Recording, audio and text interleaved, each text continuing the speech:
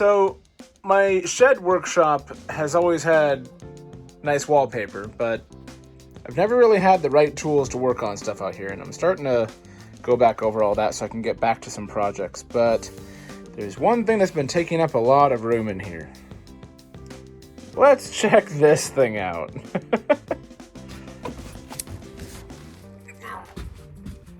Jeez. All right. See what we got here. It's pretty big, and I'm not a small guy. That's always a good sign. Was 99? Nice. Oh, it's got one of those like door things on the front. Oh, look at that. If nothing else, got some extra rounds for rival. I wonder if it works. Only one way to find out. Is this thing charging while I'm waiting? There we go. Right off the bat, there's a discrepancy, because this clearly says RC Mech, Mechanized Extreme Combat Heroes High Velocity Robo Cannon. And then when you go to the machine itself, it just says Mech Robo Cannon. So, someone got a little overzealous with naming stuff on the box art. But this is what you get, with the exception of the charger. Obviously, that's inside charging to see if I can get this thing to get moving. There are some AA batteries that are included for the remote control, which is pretty light and flimsy and easy. This guy has me interested. There's a button on here for laser assist, and it shows it on here as well. I don't really know what that means or what that'll do. Maybe it's this guy is actually just like a laser pointer that's built into the top of it. It looks like it's what it might be. Pretty cool. But yeah, don't let these things fool you. While they look progressive, you can hear a click up and down. They're just on or off, up or down, which is a bit of a shame for controlling, but I don't know what I was expecting for 30 bucks. So let's take a closer look. If nothing else, it comes with a decent amount of, and I have confirmed, these do work with rival blasters and other ball blasters and such. It does come with a decent amount of ammo, not just in the box in this separate casing, but it actually has some loaded in the machine already. Now, if you look at this drum, it's a rotating drum. There's 20 in here. There's already one that's kind of self-loaded itself when I place this back in, but it says tips. Rapid firing may sometimes cause ball to jam.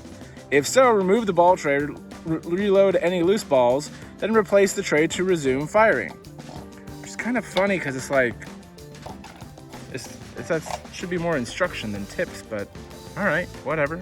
So you load this thing up with 20 rounds, slide it in there, and it's already kind of preloaded one from the top. Close it up. Theoretically, we should be ready to go. Before we get started, this little laser pointer type thing has an unlock mechanism on here. And this actually opens this up, and yeah, 100% certain that's just gonna be a red dot sight thing. This is another place to unjam balls in case something happens, and you can see the flywheels just ahead of this there.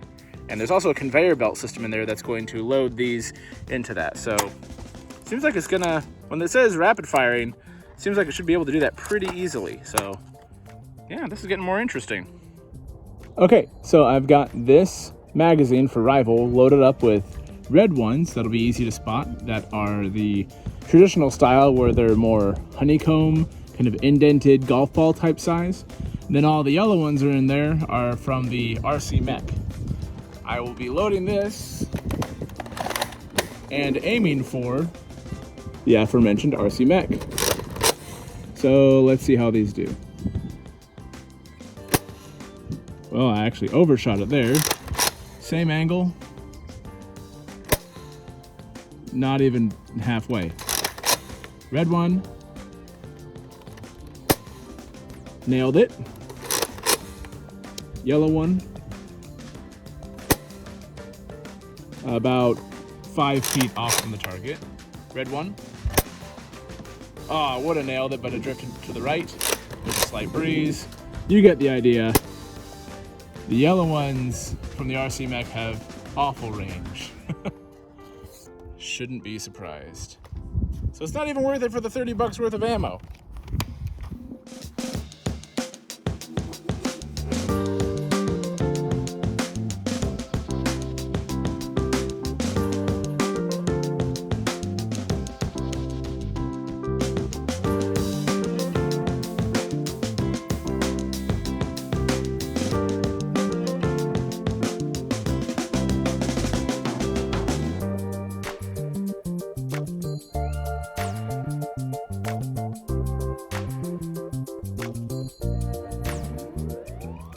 So while I've been doing some testing, I've also managed to put some Nerf rounds in there. The Nerf brand rifle rounds are here. Again, you can see how they're different from the ones that the RC Mech comes with. And some aftermarket red ones that I did some testing with. And I should have done that first because I would have realized that the diameters are slightly larger on the rival stuff versus whatever this thing is trying to pass itself off as.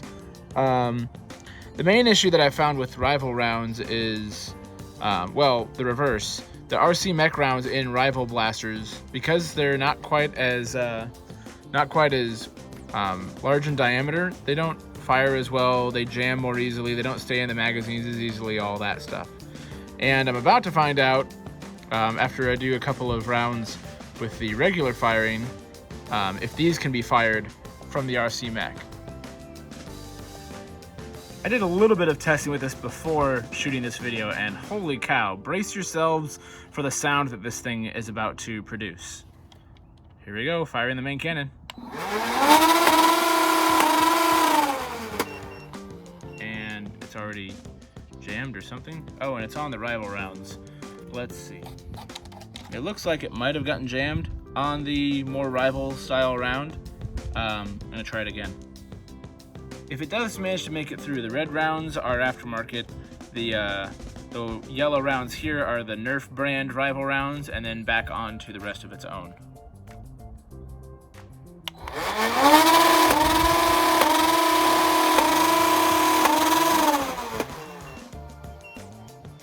It likes to either overheat or jam or something. That beeping means something.